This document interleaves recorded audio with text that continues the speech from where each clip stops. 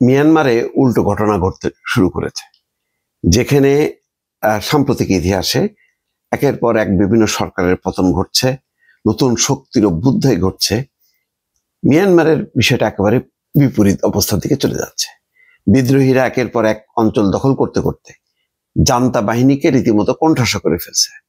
এখন যেহেতু পুরো নিয়ন্ত্রণটা বা দেশের নিয়ন্ত্রণটা নিতে পারেনি বিদ্রোহীরা, ফলে এখন আস্তে আস্তে জান্তা বাহিনীর চাপে বা জান্তা সরকারের চাপে যুদ্ধে পরাস্ত হচ্ছে বিদ্রোহীরা।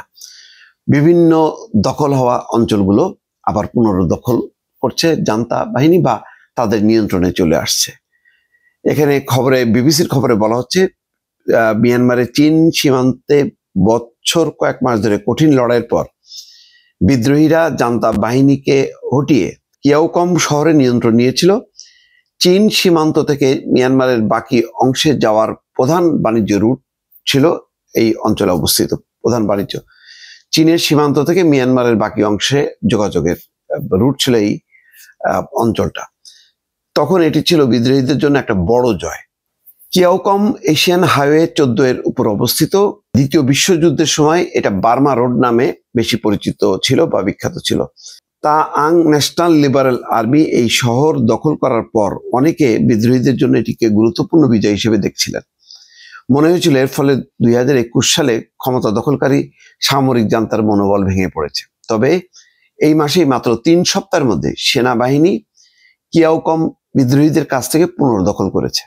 গুরুত্বপূর্ণ একটা অঞ্চল, যেটার সাথে চীনের সংযুক্তি মিয়ানমারের।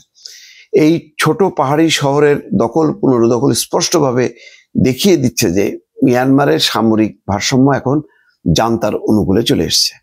কিয়াওকম অঞ্চলে এর জন্য চড়া মূল্য দিতে হয়েছে।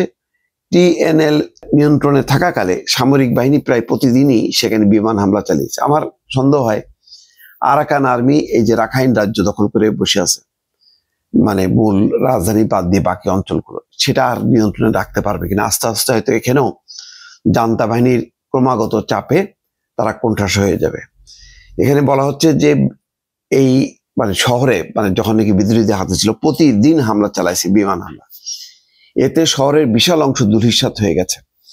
যুদ্ধ বিমান থেকে 500 পাউন্ড ওজনের বোমা ফেলা হয়েছিল। অন্যদিকে কামান এবং ড্রোন দিয়ে শহরের বাইরে বিদ্রোহীদের অবস্থানে হামলা চালানো হয়েছিল।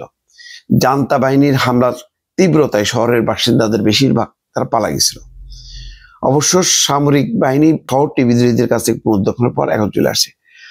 জান্তা বাহিনী বিমান হামলা চালাইছে, ড্রোন হামলা, ক্ষেপণাস্ত্র যত আছে সবগুলো দিয়া সেই হামলার মুখে শেষ পর্যন্ত টিকে থাকতে পারেনি। টিএনএল এর এক মুখপাত্র টার্ন পার্ল চলতি মাসের শুরুতে বিবিসিকে বলেন, কিয়াওকম এবং হিসিপাওতে প্রতিদিন তীব্র লড়াই চলছে। বিদ্রোহীদের তুলনায় সেনাবাহিনীর বেশি সেনা, ভারী অস্ত্র এবং যুদ্ধ বিমান রয়েছে। আমরা হিসিপাওকে রক্ষা করতে যথাসাধ্য চেষ্টা করছি। বিবিসি যখন পার্লার সাথে কথা বলছিল, তখন জান্তা বাহিনী হিসিপাও এলাকাও পুনর্দখল করেছে। গত বছর টিএনএল এর দখলে থাকা শেষ শহর ছিল হিসিপাও। এভাবে চীন সীমান্তের রাস্তায় জান্তা বাহিনী তাদের নিয়ন্ত্রণ পুনঃপ্রতিষ্ঠা করছে।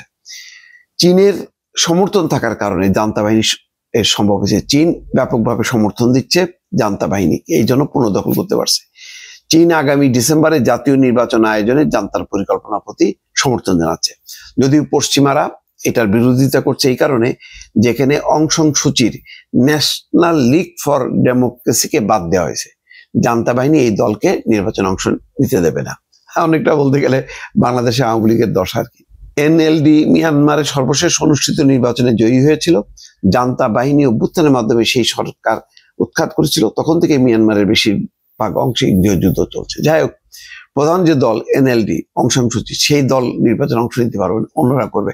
তার মানে এই নির্বাচনের মধ্য দিয়ে যারাই আসুক না কেন, তারাই জান্তার অনুকূলে থাকবে। তো এখানে মিয়ানমারে যেটা হলো যে এখানে আর গণতন্ত্র পুনঃপ্রতিষ্ঠা, ক্ষমতার নতুন যে পালাবদল ঘটবে, সেটা আর ঘটতে যাচ্ছে না।